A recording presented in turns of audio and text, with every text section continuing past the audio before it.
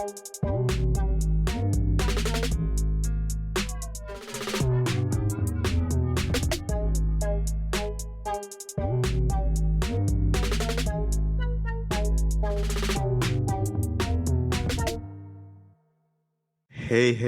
everybody. Hey guys, welcome to another episode of Area 51. Good to be back after a while, right? It's been an exciting few weeks. Yeah, seriously, we've been blown away by the response we received for episode 3. We had in total 283 downloads, out of which 146 of them were for episode 3. So thanks for listening to us, guys. Appreciate it. I know that's super awesome, and honestly, I'm so surprised that there's actually people who are interested in this stuff. I mean, that was the whole idea about this podcast. How many subscribers do we have, Rahul? We have 39. 39? We have 39 subscribers. That's definitely a lot more people in my family. So so it's not all of them. There's I actually... told my mom she can relax now. I told her not to listen to every episode. Some folks are actually tuning in. It's super awesome to know about that. And honestly, it's gotten me excited that, there's actually these many people listening and subscribing, that we really need to be doing a better job of researching, coming up with good content and good episodes for folks to listen to. True. We're looking forward to putting out more content out for you guys, and hopefully this helps a couple of you. Yep, exactly. So speaking of which, what do we have in store for today? Well, today, with all the tech layoffs that have been happening, an organization that's been pretty active of late is USCIS. So today we thought we would cover a few USCIS updates. Talking about tech layoffs, I was so shocked to find out the other day that when Yahoo announced their layoffs, I was so shocked to find out that Yahoo still exists. Okay, so see, I read about that. I knew Yahoo existed as a company. I think Verizon bought them or something. There's still a ton of people in the rest of the world that use Yahoo products. I don't know if you do stock related stuff or research about stocks. You're right, the Yahoo alerts and stuff. Yeah, right? Yahoo Finance. Oh, right. Yahoo Finance is such a big thing. I wouldn't be surprised. They probably still make a ton of money. So they laid off 20%, which was 1,500 people. So that just made me realize that there's still it's around 8,000 people working for Yahoo. And I was like, wow, no way. Of course, we don't want to make a joke of those layoffs. The layoffs, but my heart goes out to all of you. I was just really surprised to find out that Yahoo was still there. Basically, going back, along with the tech layoffs, one thing that I've seen is that USCIS, which is a notoriously slow organization in terms of updates and stuff, they've been on a roll since the last 2 weeks of December until now. They've been actually crunching some stuff out. And we thought today we'd take a high-level overview and talk through some of the stuff that they've put in. There's some good, some bad, and some which don't fall in either. But we'll put it out there, and you guys can listen to us and see what you think. First one on the list, it's actually a funny story that I wanted to share with you. President Biden actually wanted to host about 49 African leaders on December 13th to 15th for a conference. Okay. The visa system is so bad. Okay. Right? It actually bit US in the butt. Okay. The wait time for a visitor visa appointment in Nigeria, which is Africa's largest economy, is now 666 days. Wow. So in an ironic twist, the administration had to create a special visa track to get folks to attend its conference at the White House. Wait, so let me get this straight. The White House administration did not have the ability to get folks for their event on a visa, so they had to create a separate visa just to bypass the 2-year queue. Yes. If someone else listening to this probably say fake news or you're making this shit up, I am not. You can look this up. Also, made me feel a little better. Yeah, misery of everyone else also makes it less miserable for me, isn't it? That's pretty sad, right? It is. Oh my God, that's crazy, the president right? of the country cannot invite people for a conference because they don't have the ability to apply for visas. It's beyond understanding. And at least one good thing I would say that probably might come out of it is that they are finally aware at that level how bad it is right now for anybody who has anything to do with the US immigration system. And and comes back to what you were saying, the last few weeks, there's been a lot of new updates, which some of them seem to be really promising and hopefully will help things for the better by the end of this year. And some take us back a couple of steps. Yeah. But you know what annoyed me, right? After this, I thought when he was doing his State of the Union address, I thought there might be a plan or, hey, we're going to address this. Immigration was like one sentence. Hey, we need to all get together to solve immigration issues. Okay, moving on. The border, and then went to the next topic. So Hey, to Trump's credit, he focused on one thing. It was just a wall for him, literally a wall. I'm sure Trump's like laughing because we're all expecting to build a wall. What if it was a metaphorical wall? That's probably what Biden is doing right now. Because Trump's sitting at, Mar-a-Lago at Florida is like, these losers, they think I'm building an actual wall. USCIS has already built a wall for them. Exactly. The joke's on us, not him. Always is, right? I think being an immigrant here, navigating He's the already system- started campaigning for 2024. And Wow. the 2 or 3 candidates who have already thrown their name in the ring, he's still higher up on the approval ratings than the others. So, great. Speaking of which, we have an Indian immigrant as one of the presidential candidates for 2024. What, really? Yeah. It's Nikki Haley, the previous governor of South Carolina, who's Wait, she's of Indian. yeah, her actual Descent? name is not actual, like her earlier name was Namrata Randwa. She's Shut up. Nikki Haley? she's a Punjabi. She's a Punjabi American. Get out, dude. I didn't know this. Wait, okay, we're not acting this out for the podcast, right? You No, I genuinely- swear. I didn't know I didn't know her initial name was Namrata. Yeah, her parents emigrated to the United States. I don't remember when, and she's So a Punjabi.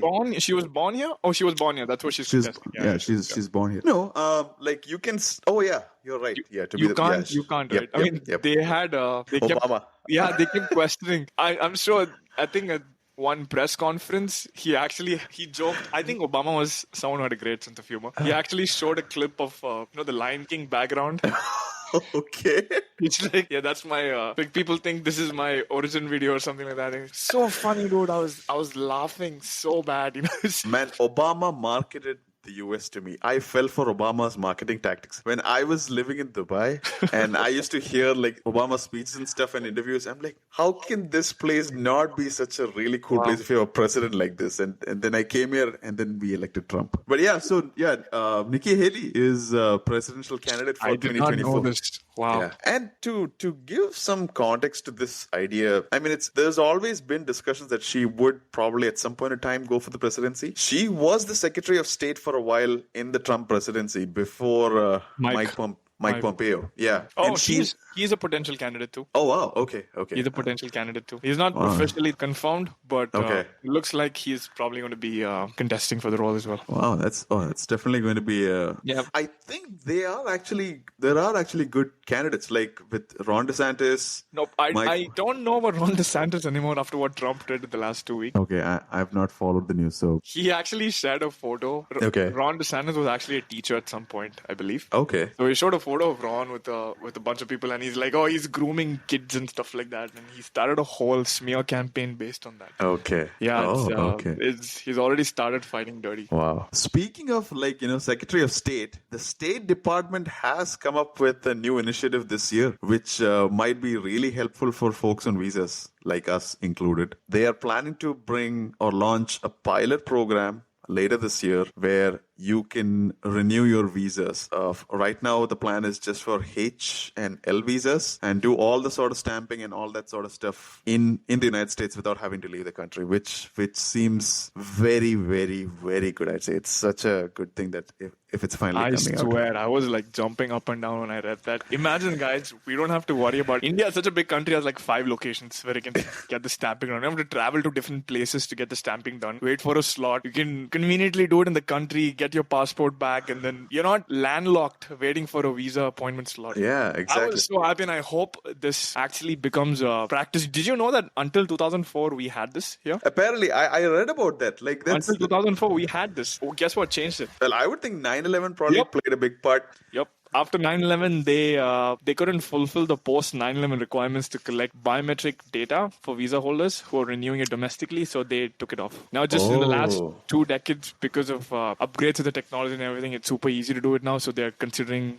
putting it back. Yeah, it's definitely going to be helpful, like for a lot of folks. It's seriously a relief because I was talking to my mom just a couple of days ago, and she had gone to attend a friend's daughter's wedding in Coimbatore, India. And listen to this, okay? The bride and the groom and the bride's brother and his wife, all 4 of them flew out for 2 weeks to India. The date of the wedding was set in line with their H-1B visa stamping appointment. It was not the planet's position. And, yeah, it's the entire wedding was set around, when they would literally, they were like trying to find dates for the past couple of months. So the wedding date itself was only confirmed like 2 months ago because of this. Wow. I mean, look at the sort of like things we need to go through right now to actually, to navigate this stuff. And that comes back to this whole idea of how we started this podcast, right? We have these conversations with our friends, with each other, like, oh, hey, you're planning to go to, India, you're doing I got a slot, huh? Okay. You got a slot. Is there an occasion or is everyone okay? Oh, you're going to India? Oh, I got a slot, I see. Okay, yep. You're right. Yeah, so it's the whole stateside visa processing thing. Definitely, I'm really looking forward to it. It's going to be awesome. Tied into this is that I know a lot of folks were actually worried because I saw this question being posted in multiple forums. Okay. The initial cutoff date for Dropbox, even for folks who are applying for the first H-1B stamping, was supposed to be December 31st, 2022. This was to catch up with the backlog. Oh, right? okay. So there were a lot of questions people are posing, like, I have a slot in Jan or 2023 or Feb. What do I do? Is it still valid? So they've actually put it out saying that it's valid till end of 2023 as of now. Okay. Oh, that's so they've extended it out. They've extended out till the end of 2023. So even if you do have an appointment slot in India, you don't have to worry about it. Do I need to go in person and get an interview? Or can I just send my passport out? Nice. And this happened to me. And I'm sure it happened to a lot of people because my friends asked me out as well. You don't have to go to the actual embassy. There are Dropbox centers, collection centers where you can drop it off. If you select that center, it's not necessary that that center's location will come as the address in your DS-160 confirmation form. This confused me like anything. Like 2 days before the thing, I was like getting my documents in order. I'm like, wait, why does this give the Chennai address? Because my Dropbox collection center was in Bangalore. I'm like, shit, do I have to go to Chennai? I'm like frantically calling people, confirming it. And then I found out that they'll not put that center's address. They'll still put the actual embassy that you put. So in case you guys have any confusion, don't stress out about it. Okay, that's a great point, dude. Thanks for bringing that up. That's crazy. Like, I would freak out thinking I messed up my DS-160 or something like that. I was like, shit, what do I do? Do I have to go to Chennai in like 1 day? Because I was living in Bangalore, right? I'm not familiar with Chennai. I'm like, do I have to go to Chennai in like 2 days? What do I do? Do I wait there? And then I found out that no, they don't actually put that address in your DS-160. So much for being thorough, guys. Wow, that's crazy. Yeah, that's a good point. So folks, like anybody planning to set up their Dropbox appointments in India or any other city that has multiple consulates or embassies, don't freak out. This apparently is a weird UX designed by the Department of State. Not that they get great brownie points for making good user design. Right.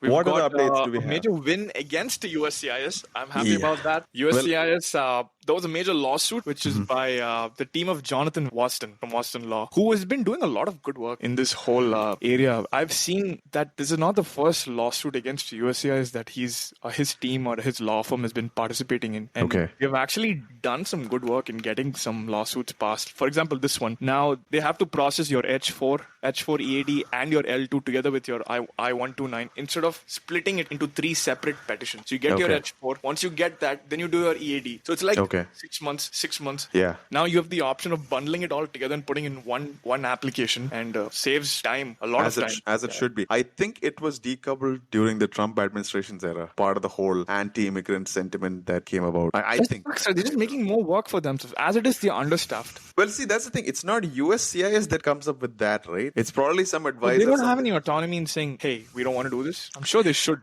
End of the day, USCIS is also just a government agency. They have a set of predefined rules, but they, like any other government agency, can be moved about. That's what I understand. I may be wrong here, but I think of it that way. A lot of it is based on, the intent that comes up from whoever runs the show in the White House or whatever it is. So it says here the delays were started due to the requirement of biometrics in 2019. And then USCIS came out of nowhere saying that, hey, we're no longer going to process it all together. We're going to split it. They didn't give a reasoning. 2019, Trump. Correct. So the biometrics thing was part of, if I remember correctly, the Trump thing that they wanted to scrutinize applications more and stuff like that. Mm-hmm. And so I would think, I'm not defending USCIS here, but I would think it just complicated things so much for them that the fastest way was to, split it up. Right. And Right. yeah, it seems that like litigation only seems to be the only way these days to get something good out of USCIS. It's sad, right, that they have to spend all these resources not in like taking care of petitions, but in like fighting court cases. Fighting, yeah. But it's crazy. I'd like to find out if I get a reject or something like this. Personally speaking, I'd probably whine about it for a couple of days, lick my wounds, come back. I mean, the balls to actually file a lawsuit against the organization, that's something cool, I think, in my opinion. And I would take the other side on that. I think you must absolutely fight.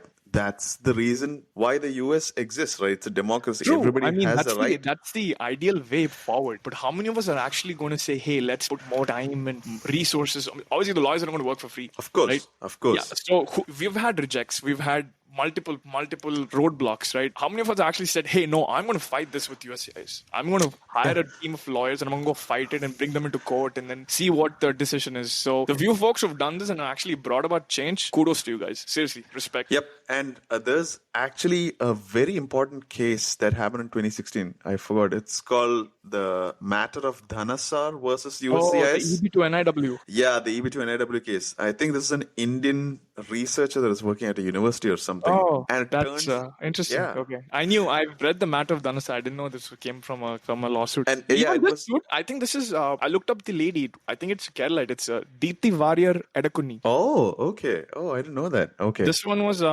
fought by her. Yeah. So the weird thing with the Dhanasar judgment, it actually didn't go in favor. It did not go in favor of the applicant. But USCIS seems to have brought about a set of rules that they adjudicate all their cases on for NIW petitions based on the judgment of that case. So it brought about more clarity on that. Correct. So yeah, I don't know. Like if those of you who have money to fight court cases, even if not for you, for the rest of the community, please do it. It's actually pretty cool that you are doing that because not everybody has the resources to do things like that. If you think you have a good case and you think this can do it, I mean, spread the word out. Start a GoFundMe. I'm sure thousands of people will be willing to either partner with you or even actually contribute to the campaign. I would. If I knew that someone's doing this, I would. And if I can say that, hey, this is going to bring about some change, not only to me, but to a whole bunch of people in my community, I'd do it. And not just that, we'd love to talk about it as well. Like you could always email us. We'll talk about it on the podcast and give you at least like 39 other people will have some sort of awareness and maybe somebody can make a difference, right? Like, right. Yeah, and that is the idea. Well, sticking with our topic and continuing, the tech layoffs is something that's been affecting a whole bunch of us. I know a lot of friends who have been hit by it. Every time I log in on LinkedIn, I see hundreds of posts open to work, looking for opportunities. I've got 60 days and it's a tough state. So on December 22nd, 2022, we've got two congresswomen actually, Zoe Lofgren and Anna Issue. Okay. I don't know if I pronounced her name right, but I hope I did some justice to it. But they both wrote to the U.S. Department of Homeland Security and USCIS requesting for an increase in the 60-day limit. Oh. That's pretty cool. I mean, it is. They've recognized the fact that 60 days is not enough to find a job because we both know that it's not actually 60. Yeah, it probably takes like what 3.5 months for all the paperwork and everything to 60 exactly, right? So basically you've got like 2 weeks to interview and find a job because the remaining 6 weeks is like lawyers collecting documents, submitting, waiting for this LCA. So they've asked for an increase from 60 to 120, not a whole bunch of time, but still some progress. And I'm quoting them right now from the letter that they sent. They said that throughout our country's history, immigrants have been the driving force behind the innovation and the entrepreneurship that has made the American economy the largest and the most prosperous in the world. That was pretty sweet of them to do it. Didn't really bring about a change. Well, what did USCIS respond to? What did they come back with? This letter got a lot of notice. But what is funny is that though the response on Jan 25th, no one spoke anything about it. USCIS pretty much said no. And then they went ahead and had an increase in all of these fees as well. No, literally, they sent it out on Jan 25th saying it's not as easy for us to increase it because it's actually codified in some bill or something. And it would actually require a regulatory change which would take a long time to actually get this done. And we're sorry. USCIS has actually referenced, I don't know if you've seen this, like when the layoffs happened, they released an 8-point memo of options what folks who were laid off could look at. And the director referenced that saying, hey, USCIS has actually put out 8 options. Okay. I'm sure those 8 options will help everyone who's laid off. And now we'll get into those 8 options and you can decide for yourself if it's actually helpful or not. Okay. Option number 1, you have a 60-day grace period. Sanjay, you have a 60-day grace period. Did you know that? That's the option that they've given. That is option number 1. Okay. Option number 2, you lost your new job, so I'm going to help you by giving you some options. Okay, so option number 2 is portability to a new employer. Now, who would have thought of that? Wow, so you can switch jobs. Option number 3 is change of status. Now, this, I agree, there is some value. Not a lot of people know that if you've lost your job, you can transition to a different visa class, like the B2, like a tourist visa, right? Yep. What's the processing time for that? Is it So that's the thing. Like, it's 17 months. 17 months? Yeah, it's 17 months. But to provide some clarity, that does not necessarily mean that you are stuck in that position, like in the change of status position. So to give you one example, let's say you lost your job and you have decided you're not finding an employer in 60 days. On the 59th day or the 60th day, you've applied for a I-539 petition for a change of status to a B2, saying that you need some more time, sell all your belongings and whatever, and pack up and go back to your home country. And right now, the change of statuses are taking a long time. Of course, this information is pre-December 2022. In April of this year, or if not already, they have started premium processing for I-539 applications as well. So you can get that. But other than that, it used to be like around 17 months to do the stuff. But while you are in this change status, let's say you found a job, an employer can do a H-1B transfer application for you just like any other process. And the only issue is that you might probably get an RFE because you have an existing change of status. So once that H-1B goes through, you have to withdraw that application, then it gets approved. And this is after I talked to a lawyer about this and got an understanding. So I have a pretty good idea about this. It's as clear as mud. It's so simple. No, wait, you thought on a B2 you can stay in US for 6 months. I know that. Mm-hmm. So if a change of status is taking 17 months, do you have to leave the country in 6 months or 17 months? Or 17 plus 6? No, it's 17 plus 6. So you are not gaining... The change of status is just to make sure you are not gaining unlawful presence in the US. That's all you're doing. You are putting it on paper that you're trying to change for a different status. So when it's processing, you're under legal. What? No, you are legally... It's legally possible to stay in the United States. So while 23 months then? Yes. As long as the petition wow. is... Yeah, maybe that's a useful point, right, guys? 23 months? on a change of status. On a change of status. Wow. But obviously you need money because you can't work on that, or unless you have a spouse who's working and somebody else can manage or things like that. So it gets good really friends. Yeah. Or good gas station owners. Just kidding. So that is one way. But like I said, now they've started premium processing for these applications, so you could see the majority get in like 30 days, 45 days. Definitely. So it's actually not helping us much now that it's slowed down. I mean, it's become faster. Yeah, it's become faster. Like, but yeah, these are. We need to be careful. We're giving USCIS too much information. They just listen and like, hey, let's do everything what these guys are talking about, and just flip it. Tomorrow you'll see, change of status happening in like 5 hours or something. I mean, that might actually be a great thing, like for us at least. For us, we'll just get the hatred of like literally every visa holder. So now you've spoken about number 2, which is portability to a new employer. And number 3, which is change of status, right? Yeah. Guess what's number 4? I don't know. Change of status and employer. They just combined 2 and 3. What the? This joke, dude, that they put out. That's like saying, hey, we've got a dish in our menu. There's vada and there's pav, and the next one is vada pav. Number 5 is adjustment of status. I'm assuming it's something similar to the change. Okay. Number 6 is interesting. Now, this gave a lot of folks here a lot of hope. It's called the Compelling Circumstances Employment Authorization Document. So basically, if you have a compelling circumstance and you let USCIS know, and if you have an approved I-140, they give you an EAD for 1 year. Now, people started rejoicing, right? They're like, yes, we lose our job. We can do it. We can get this. And the last time it's been approved was, I think, some decades ago. And they're like, I think in history, like 5 cases or something. Where basically, the disclaimer is this: never be hopeful with USCIS. Like, so what's a compelling circumstance? Just out of curiosity. I'm honestly clueless. Literally, I can think it's like I am hospitalized. I cannot move. So I cannot even sign a petition or leave the country. I mean, that seems to be probably the only way in which USCIS will do it. Wow. If anyone listening knows of any compelling circumstances that's been approved, let us know. We'd be more than happy to share it. I'm sure, apart from the 2 of us, there's a lot of people who've been hoping for some more clarity on this point. Okay. Because if you get it, if it's something that we qualify for, it's a great opportunity for us. 1 year is more than enough time for us to work and also find a new job. But we need some more clarity on what falls under this category. I don't think even USCIS knows at this point what sort of circumstances fall under this purview. If you remember, there were a few years ago, there was this Indian immigrant who was working at Garmin, I think in Kansas City or Kansas somewhere. Yeah, he was shot, right? He was shot. Yeah, he was out with Srinivas K or something like that. Yeah. It starts with K, but I can't recall his surname right now. But it was big. We were in St. Louis, dude. It was a big thing for us. Yeah, exactly. And so I know this because I followed that case, as in, about that story a lot at that time. And his wife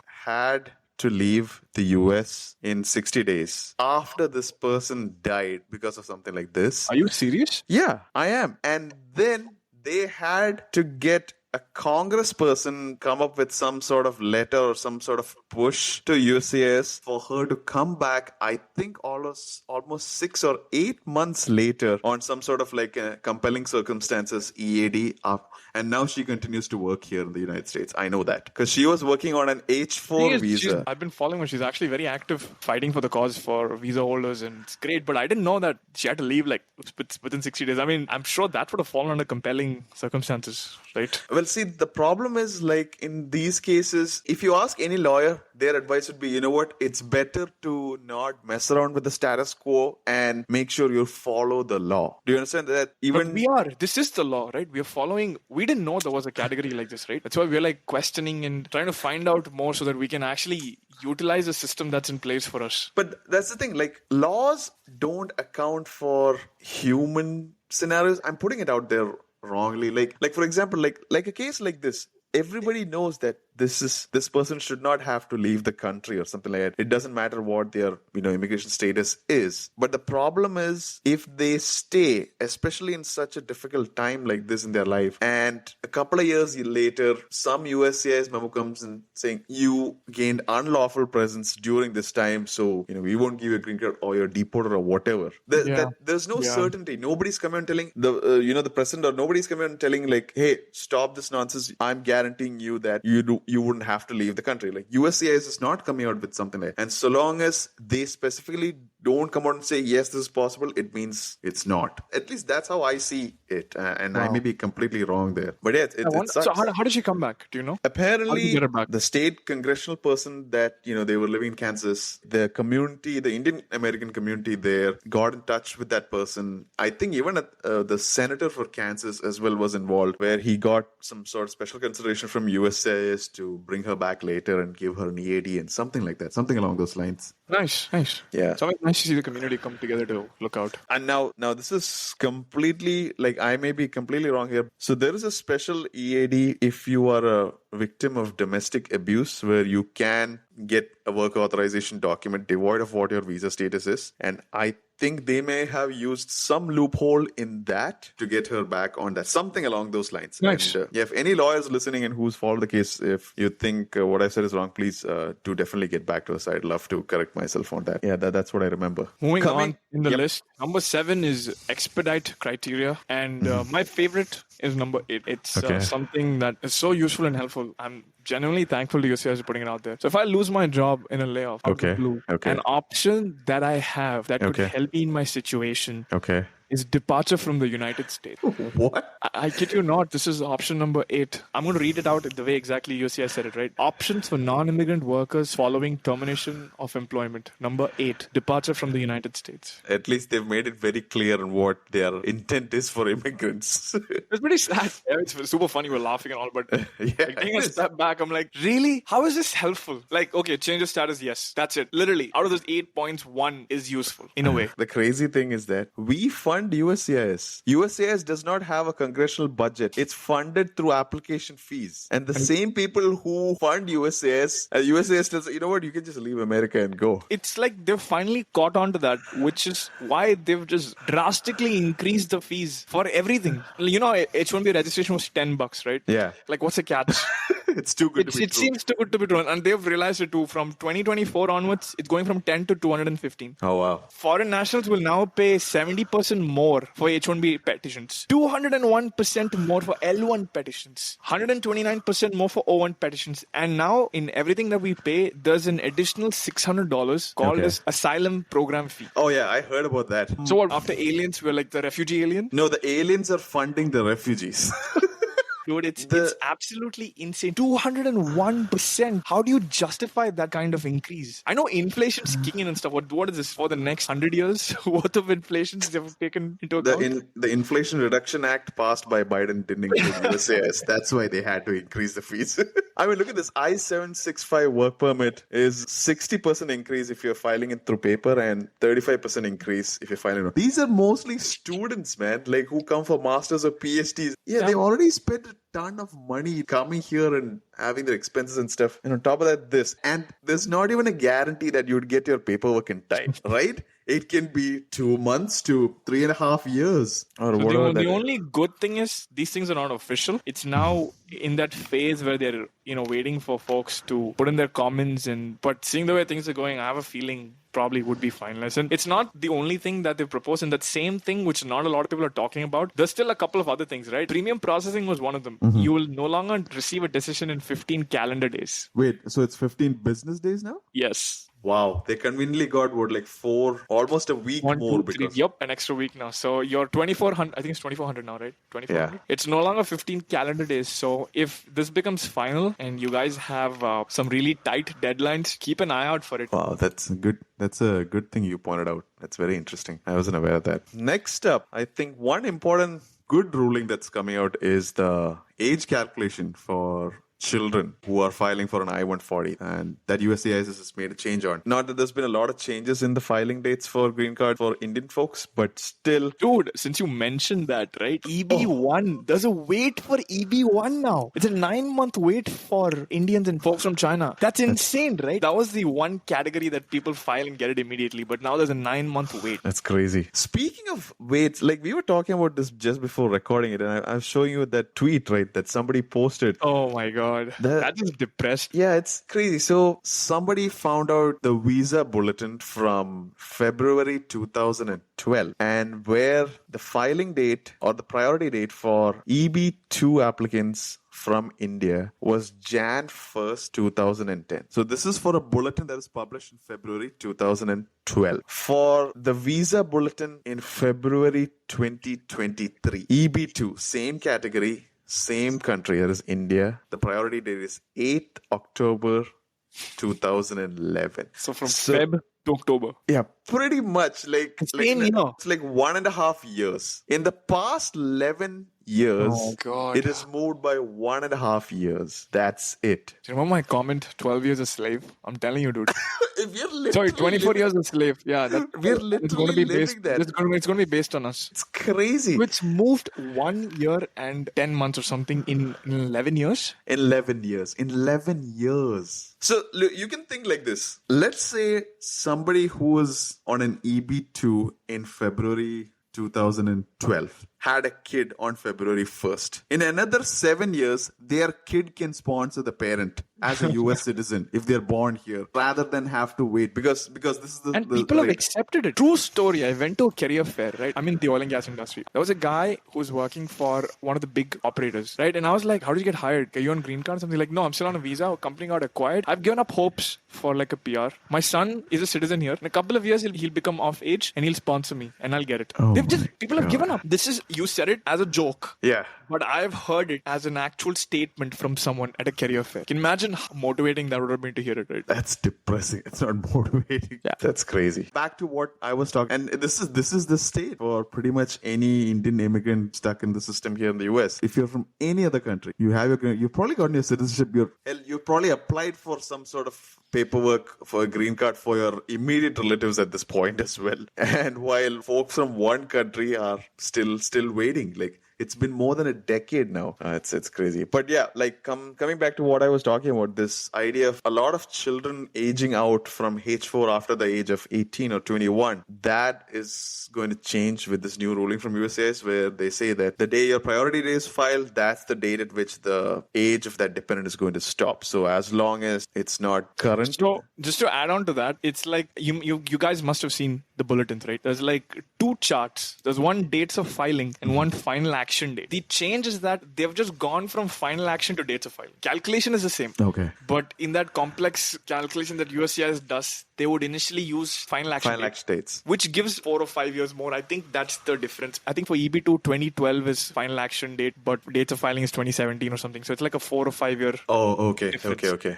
So why the folks are not exactly super thrilled because there's still a bunch of people who are affected by this. Well, yeah, at least something better than nothing, right? I mean, at least those. This is a great point, though. If you are someone who's been affected by this, it is possible for you to file a motion to get your case opened up. Yep. So please do that. Exactly. Yeah. It's retroactive. So even if you have had to like self-deport for some reason, you can get your case back up and then come back in. That's pretty nice, though, right? Yeah, it is something. Yeah, I'll take a win for sure. But similar to this was something that got me a little down when I read it.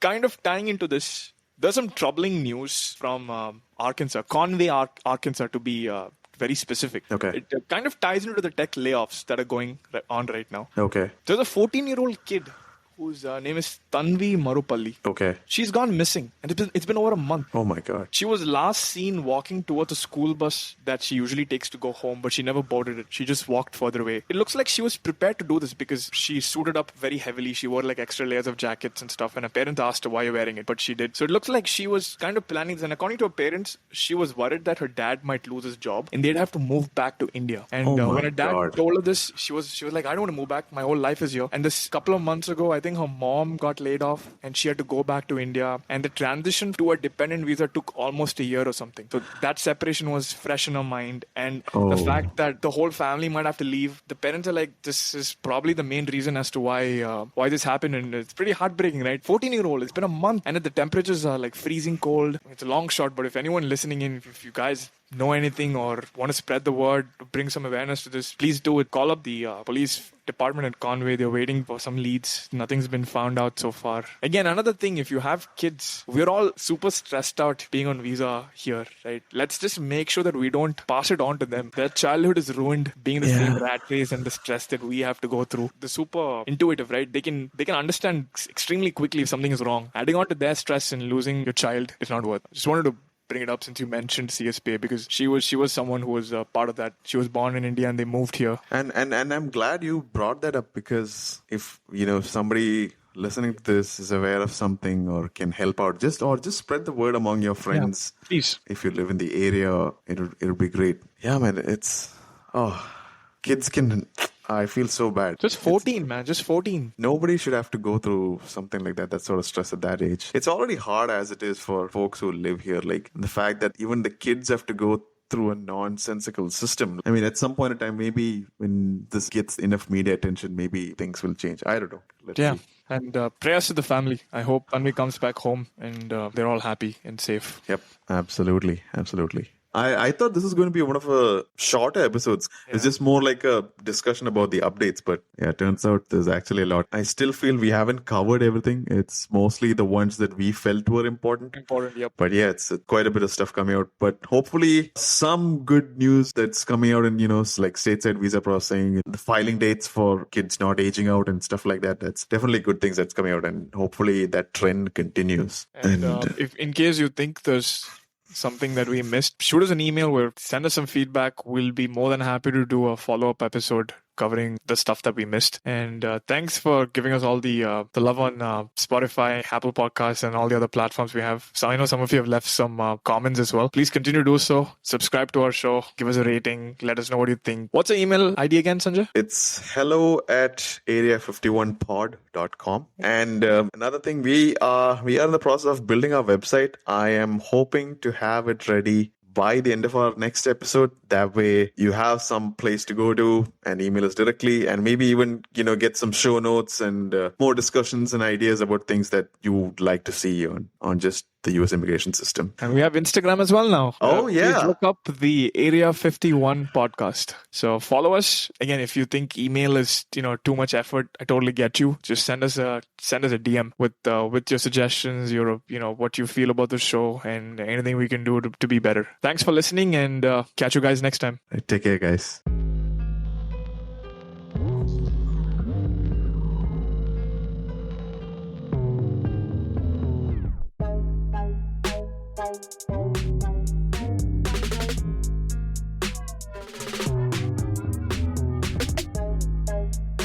Bye.